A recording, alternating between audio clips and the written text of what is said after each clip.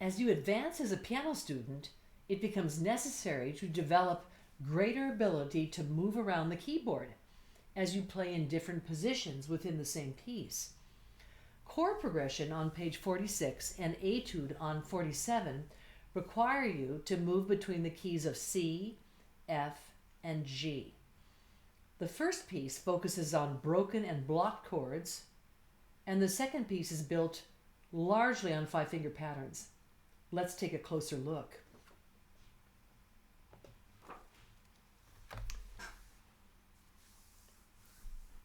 This is a study piece. Notice the first position is C, the next is F, after that G, and then back to C. And we want to get a little practice moving between those positions. So we take our C, we know it's a chord, so we can just play our 5-3-1 fingering and skips. We want to move to F, step up to G, and right back to C. So once again, C, F, G, and then C. These are called hand shifts. Now this piece is in 3/4 time, we can see, and the rhythm sounds fairly active because of the eighth notes. Notice a quarter rest is included to make the hand shift a little easier. Let's listen to that rhythm a minute. 1 and 2 and 3 and 1 and 2 and 3 and 1 and 2 and 3 and 1 and 2 and 3 and 1 and 2 and 3. 1 and 2 and 3 and 1, 2, 3, 1, 2, and you're off on 3. Notice the counting on and because of the presence of eighth notes, and so we want to feel that subdivision of the beat consistently. Now, the first chord you play is called a blocked chord. Sounds like this.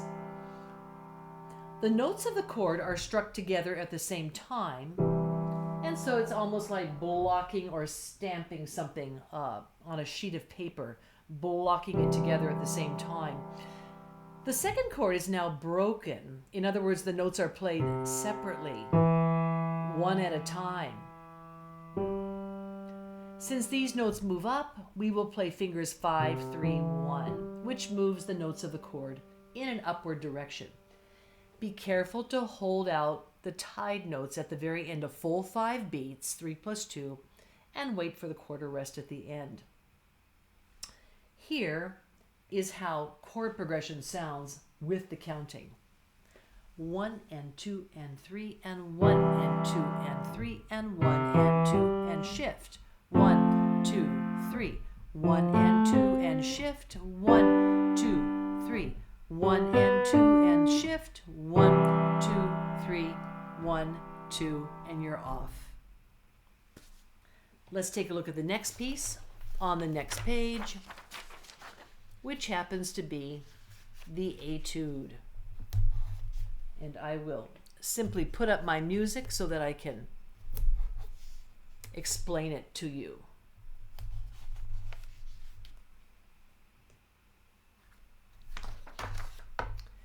Now, here on this page, etude, remember an etude is a study piece, some musical exercise designed to make you better in some aspect of your playing as a result of practicing. Imagine getting better by practicing. It works. Let's notice all the 5-finger patterns. And you can see 5 notes in each group, mostly going up.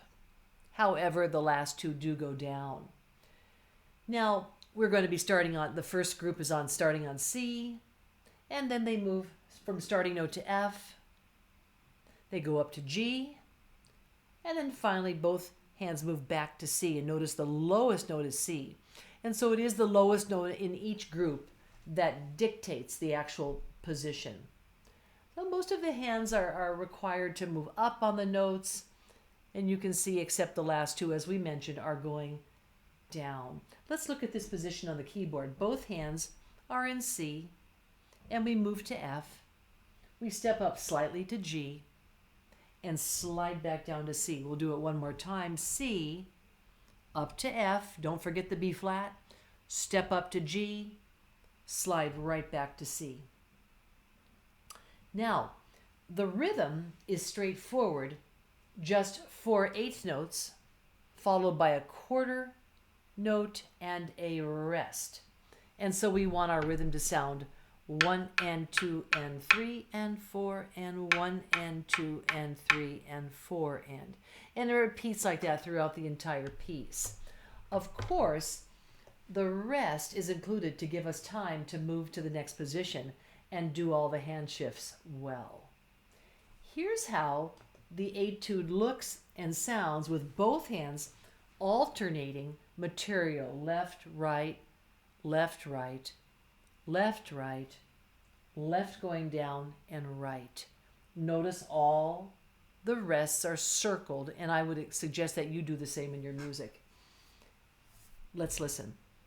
1 and 2 and 3 and 4 and 1 and 2 and 3 and 4 and 1 and 2 and 3 and shift to F. 3 and 4 and 1. Shift to G. 1 and 2 and 3 and 4 and 1 and back to C and 1 and 2 and 3 and 4. 1 and 2 and repeat. 1 and 2 and 3 and 4 and 1. 3 and F. 1 and 2 and 3 and 4 and 1 and 2 and 3 and rest G and 4 and 1. Back to C and 1 and 2 and 3 and 4 and 1, 2 and 3 and 4. And the rest was more for the extra workout.